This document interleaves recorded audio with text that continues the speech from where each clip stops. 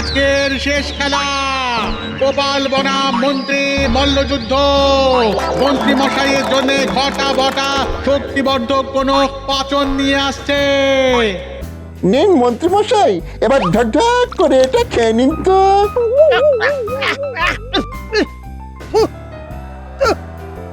এই এই এটা কি? এটা কি?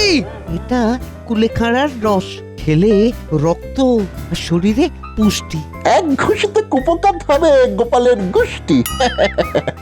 এসব আমার কিচ্ছু লাগবে না। আমি আজ মনের জোরে গোপালকে হারাবো। আরে ও মন্ত্রী মশাই, আর কতক্ষণ অপেক্ষা করব? লড়াই শুরু হোক। ওগো, আমার খুব ভয় হচ্ছে। আরে ভয় পাওয়ার কি আছে গিন্নি? তোমার হাতে এতদিন ভালো মন্দ খেয়ে চেহারাটা কি এমনি এমনি বানিয়েছি নাকি? আমি প্রস্তুত গোপাল, চলে আয়, চলে আয়, শুরু হোক যুদ্ধ, চলে আয়। এ কি আপনি আপনি তুই তো গালি করছেন কেন? আয় আয় আয়। গোপাল আর মন্ত্রী দুজনেই দুজনের দিকে এগিয়ে চলেছে। গোপালও এগিয়ে আসছে। এই মল্লযুদ্ধ যে জিতবে তাকে মহারাজ একদিনের জন্য কৃষ্ণনগরের রাজা করবেন। মন্ত্রী কেমন হাব দেখাচ্ছে, বাবারে বাবা। ওই বাবারে! গোপাল এগিয়ে এসে সদরে মন্ত্রীর পেটে ঘুষি চালায়। মন্ত্রী কুপকাত মাটিতে লুটিয়ে পড়েছে। বিজেতা গোপাল, হাততালি। খুব জোরে লেগেছে, খুব জোরে লেগেছে। একটু জল, একটু জল। ও এই তো মন্ত্রী মশাই, এই নিন। হাতি ঘোড়া গেল তল, মশা বলে কত জল। সাব্বাস গোপাল, সাব্বাস। আগামীকাল রাজসভায় তোমাকে পুরস্কার দেওয়া হবে, আর সেই সাথে বিশেষ সম্মান। ধন্যবাদ মহারাজ, ধন্যবাদ। তাহলে কাল দেখা হচ্ছে।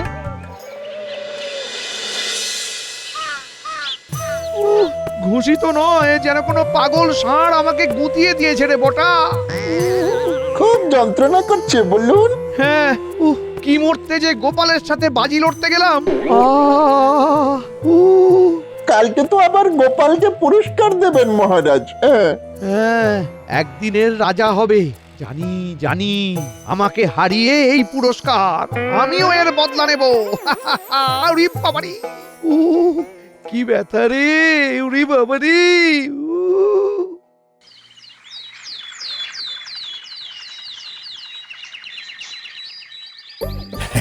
গতকাল গোপাল মন্ত্রীকে অসাধারণভাবে মল্লযুদ্ধে হারানোর জন্য আমি গোপালের হাতে তুলে দিচ্ছি 50 মোহর উপহার। এসো এসো গোপাল, এসো।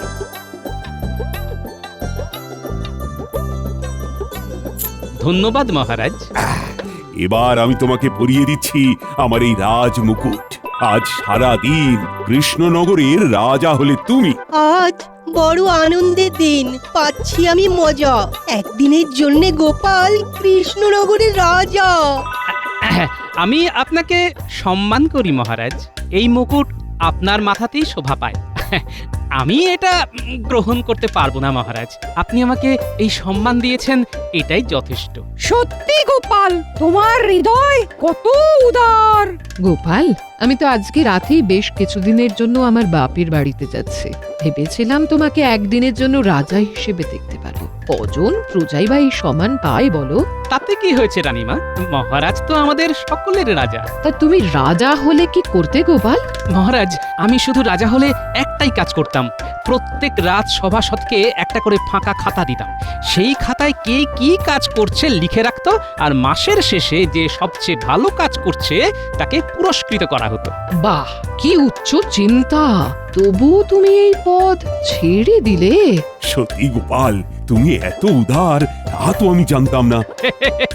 মহারাজ, আমার বুকের নিচে এত বড় উদর আছে, আর বুকের মাঝে উদারতা থাকবে না, তাই কখনো হয় মহারাজ?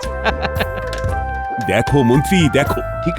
ঠিক আছে মহারাজ, আমি তো দেখবই। আমি দেখে নেব। অনেক দিন ডালপালা নিয়ে খেলাধুলো করেছি, এবার মূলাঘাত হবে। আহ, এই সুন্দর পরিবেশে মাথা গরম করো না তো। মিষ্টি খাও, মিষ্টি। আয়, মিষ্টি নিয়ে এসো।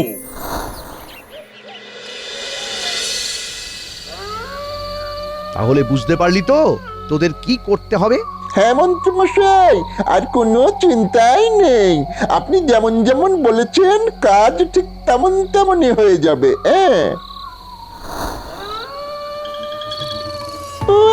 জানতাম বেটাদের তো কাজে কোনো রকম মন নেই। রাত হলেই ঘুমে কাদা। এবার শুধু বল্লমটা হাত সাফাই করতে হবে।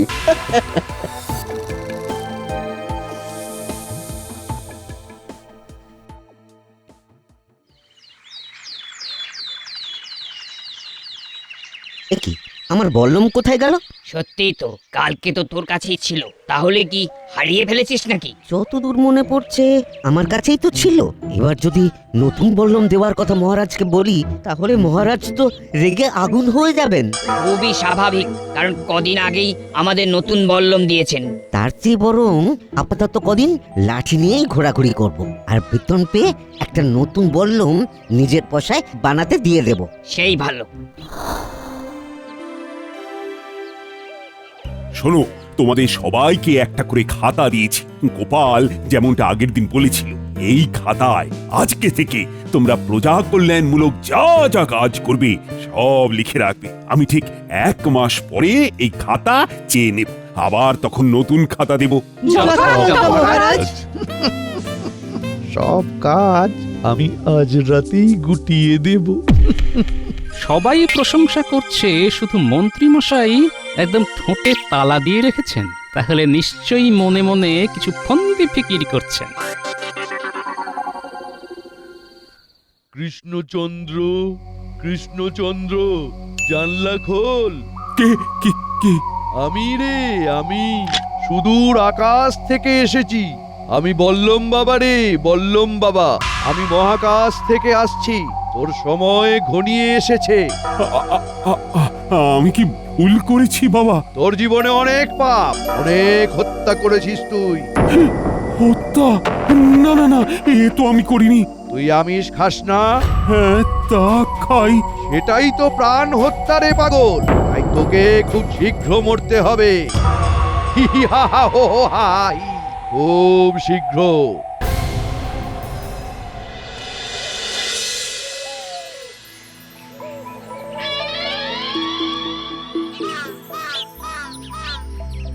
এ কি মহারাজ, আপনি মন মরা হয়ে বসে আছেন কেন?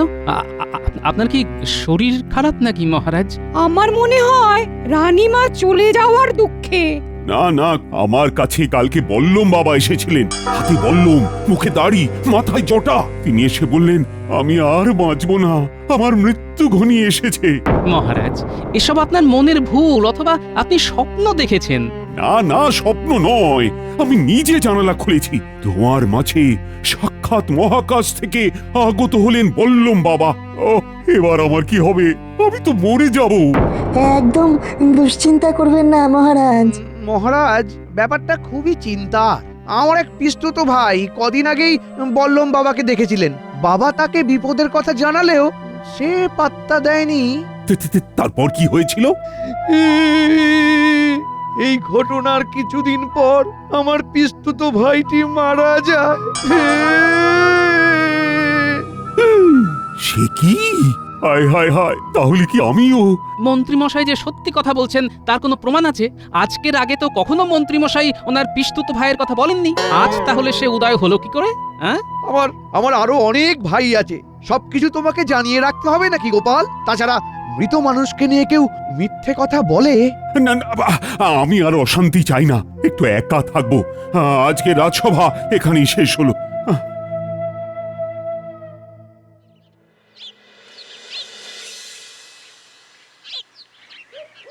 বুঝলি পুটি, তারপরে সেই দানব তেড়ে এলো। গোপাল, মহারাজ তোমাকে ডেকে পাঠিয়েছেন। এ কি, এই অসময়ে মহারাজ কেন ডাকছেন? তাহলে কি ওনার চিন্তাটা আরো গ্রাস করলো? ঠিক আছে, চলো।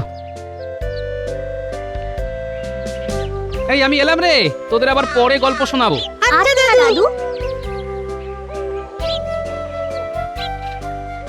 আচ্ছা, তোমার হাতে লাঠি কেন? তোমার বল্লমটা কোথায় গেল? এই সেরেছে। ওটা আজকে ওই দুপুরে খেতে গিয়ে বাড়িতে রেখে চলে এসেছি। আচ্ছা আচ্ছা।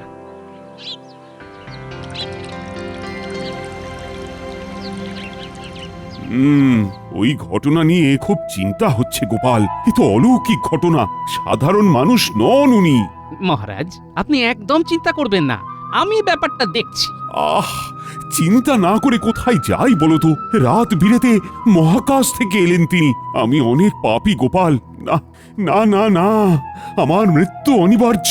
এসব উল্টোপাল্টা চিন্তা একদম করবেন না। রানীমা বাড়িতে নেই, আপনার হঠাৎ করে কিছু একটা বাড়াবাড়ি হয়ে গেলে কি হবে বলুন তো? হ্যাঁ হ্যাঁ, সবই বুঝতে পারছি, কিন্তু ঠিক আছে, তুমি যাও।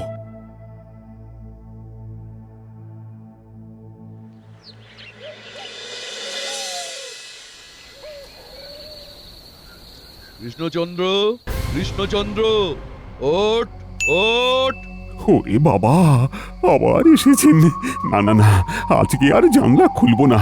তুই কি ভেবেছিস জানলা না খুললে তোর মৃত্যু আটকে যাবে? কখনোই না। তোর মৃত্যু আটকানোর উপায় একমাত্র আমার জানা আছে। যদি জানতে চাস তো জানলা খোল, নইলে সর্বনাশ।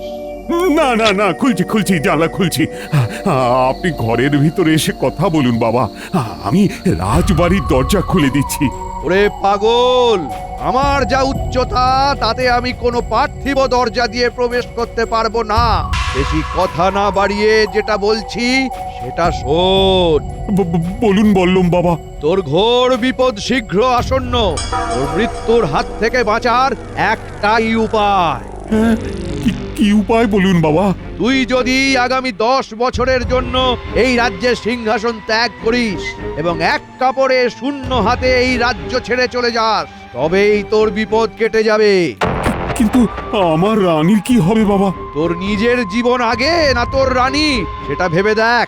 তুই তোর মৃত্যু চাস না বেঁচে থাকতে চাস? আমি যে দিশেহারা হয়ে যাচ্ছি। শুভস্য শীঘ্রম। যত তাড়াতাড়ি তুই এই রাজ্য ছাড়বি তত এই রাজ্যের মঙ্গল, নইলে সব তছনছ, সর্বনাশ নেমে আসবে, সর্বনাশ।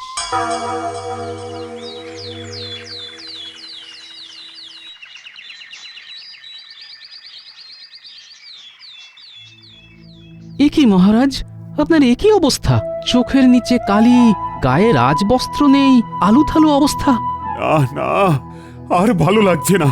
রাজবস্ত্র নেই শরীরে, কালি পড়েছে চোখে।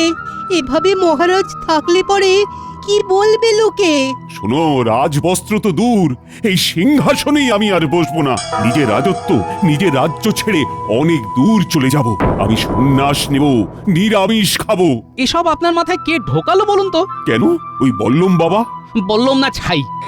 আপনি এভাবে চলে গেলে তো আমরা অনাথ হয়ে যাব। এ কি করে সম্ভব? ঘোর অনাচার! জলজ্যান্ত রাজা বলছে সন্ন্যাস ধর্ম পালন করবে। আমাদের রানীমার কি হবে ভেবে দেখেছেন? আমি নিশ্চিত আপনার সাথে কেউ মজা করছেন।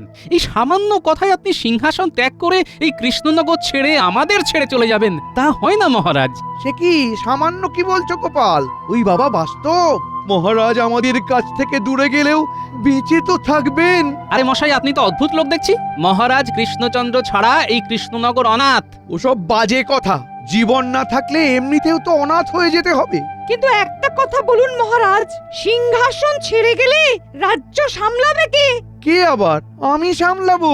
আচ্ছা, সবাই মহারাজের রাজ্যে থাকার পক্ষে কথা বলছে, শুধুমাত্র মন্ত্রী মশাই উল্টো সুরে গাইছে না? তাহলে কি মন্ত্রী মশাই সিংহাসন দখল করার জন্যই এসব খেলা খেলছেন? আহ, তোমরা তোমাদের এই তর্ক বিতর্ক বন্ধ করো তো, আমি তো কিছুই বুঝতে পারছি না। আচ্ছা মহারাজ, ওই বাবা যে আপনার স্বপ্নে এসে আপনাকে রাজ্য ছাড়তে বলেছেন, কিন্তু আপনি চলে গেলে এই রাজ্যের ভার কাকে দিয়ে যাবেন সেটা কি বলেছেন? না বাবা, এরকম কিছু বলেননি। তাহলে দেখুন, বাবা অর্ধেক কথা বলেন। আপনাকে বাবা যতদিন না ওই ব্যাপারে কিছু বলছে। অর্ধেক কথা কি? বাবার জন্য আরো একটু অপেক্ষা করা উচিত। বাবা নিশ্চয়ই আবার এসে এই কথাটাও জানিয়ে দেবেন। তা কবে জানাবে মন্ত্রী মশাই? আমার মন বলছে আজকেই জানাবে। বাহ বাহ বাহ, আত্মবিশ্বাস যেন গুলে খেয়েছেন। তাহলে এই বল্লম বাবার সাথে মন্ত্রীমশাইয়ের কোনো যোগাযোগ নেই তো?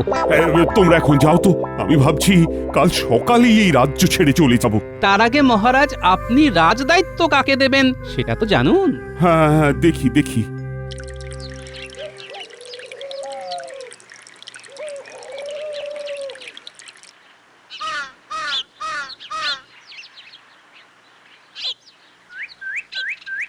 আরে আরে, আমাকে দেখেই কি লোকাচ্ছ? কি আছে পেছনে? কিছু না গোপাল দাদা, ওই লাঠিটা। আচ্ছা একটা কথা বলো তো, তোমাকে তো সেদিন দেখলাম হাতে লাঠি, আজকেও হাতে লাঠি, ব্যাপারটা কি? বললাম কোথায়? বললুম চুরি হয়ে গেছে গোপাল দাদা, মহারাজ শুনলে খুব রেগে যাবেন। সে কি, এই সামান্য ব্যাপার বলনি মহারাজকে?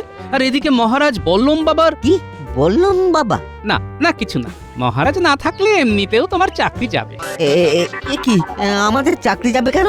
যদি চাকরি বাঁচাতে চাও তাহলে আজকে সন্ধেবেলা আমার সাথে মন্ত্রী মশাইয়ের বাড়িতে যাবে, আর এই কথাটি কাউকে বলবে না, কেমন? আচ্ছা গোপাল দাদা।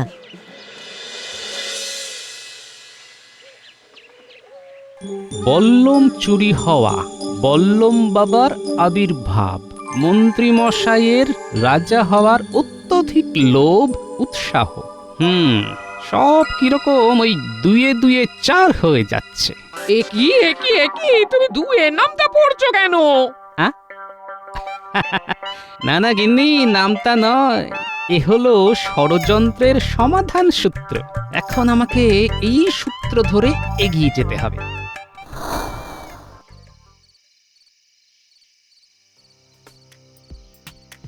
মন্ত্রীমশাই বাড়ি আছেন তো? এ কি গোপাল, তুমি তুমি আমার বাড়িতে কি করতে এসেছো?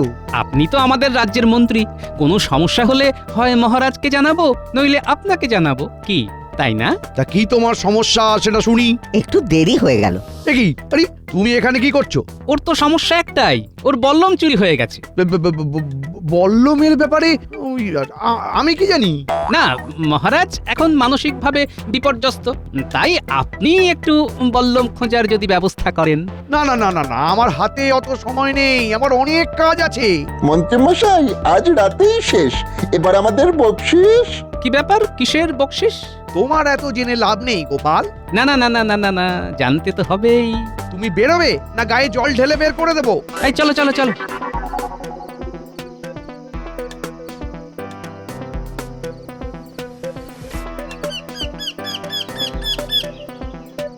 শোনো, যা বুঝতে পারছি মন্ত্রীমশাই আজকে রাতে কোথাও বেরোবে। তুমি বাকি প্রহরীদের বলো মন্ত্রীমশাইয়ের বাড়ির আশেপাশে লুকিয়ে থাকতে, আমিও থাকবো। আচ্ছা গোপাল দাদা।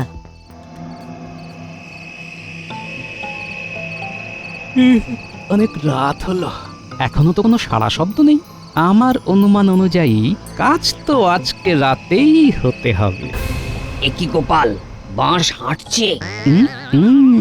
তাই তো দেখছি। মন্ত্রীমশাই, আপনি তাহলে আপনার কাজে এগিয়ে যান, আমরা এখানেই আছি। আরে মন্ত্রী মশাই, এই তোমরা তোমরা বাঁশ পায়ের মন্ত্রীকে ফলো করো, আমি বটা ঘরটাকে বুঝে নিচ্ছি।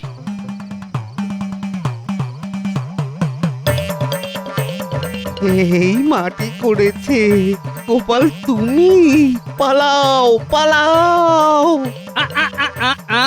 পালিয়ে যাবে কোথায়? চারদিক থেকে সৈন্য ঘিরে ফেলেছে। ওরে বাবা রে, পড়ে গেলাম রে, কোমর ভেঙে গেল রে।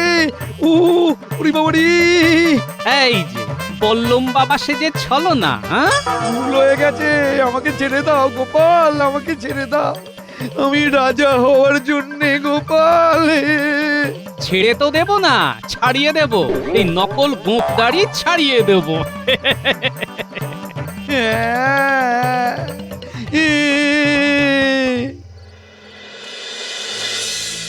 আজই কি আমার শেষ রাত? হে বললুম বাবা, তুমি কি আসবে না? জানলা খোল। বাবা এসেছেন। কি বাবা, আপনার গলার চেহারা দুটোই যে ভারী হয়ে গেছে। মহাকাশে একটা উপগ্রহ খুব বিরক্ত করছিল, তাই তাকে খেয়ে নিলাম। তারপর থেকেই চেহারা আর গলার স্বর দুটোই বদলে গেছে। যাই হোক, তোকে একটা কথা বলতে এলাম। বলুন বাবা, আমি আপনার অপেক্ষায় ছিলাম। শোন, তোর উপর যা কুপ্রভাব ছিল সব কেটে গেছে, তাই তোকে এই রাজ্য ছাড়তে হবে না। যেরকম রাজা ছিলি তাই থাকবি। শুধু কি বাবা? শুধু একজন লোক আছে যার জন্যে তোর রাজ্যে ক্ষতি আসতে পারে। তাকে 1 বছর কারাগারে বন্দি করে নিরামিষ খেতে দিতে হবে। তাহলেই রাজ্যে খুশির জোয়ার নেমে আসবে। কে সেই ব্যক্তি বাবা? তোর মন্ত্রী।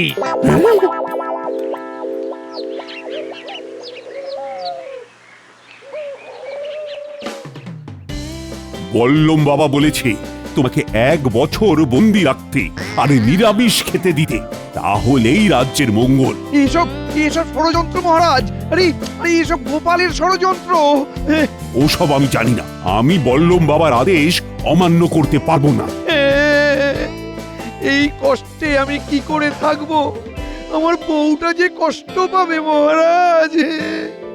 তাহলে ওনাকেও কি বন্দি করবে বলুন? না না না না না না, আমি ঠিক আছি, আমি ঠিক আছি।